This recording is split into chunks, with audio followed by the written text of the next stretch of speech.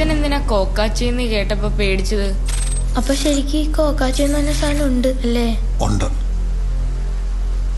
ഞാൻ എന്റെ ഈ കണ്ണുകൊണ്ട് കണ്ടിട്ടുണ്ട്.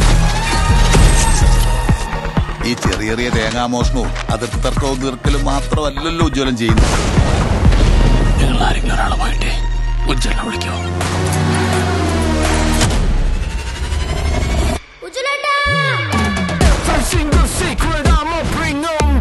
ഒരു ചുവട് നമ്മുടെ മുമ്പിലാണെങ്കിൽ അടുത്ത 2 ചുവട് നമ്മുടെ പുറകിലായിരിക്കും. അത് കണ്ടുപിടിക്കുന്നവരെ ഈ നാട്ടിലുള്ള എല്ലാവരും തന്നെ എന്റെ മുന്നിൽ സസ്പെക്ട് ആണ്. മൂർച്ചയുള്ള കത്തിയും കൈകളിലേന്തി അവൻ അടുത്തേക്ക് വരുന്നു. പിന്നെ ചോരയിലെ കുളിച്ചു കിടക്കുന്ന മേരിയുടെ ശവശരീരം. ഈ മണ്ടമല്ല പറഞ്ഞ പൊട്ടനായ sir വിശ്വസിക്കാവോ? I think he has lost his touch.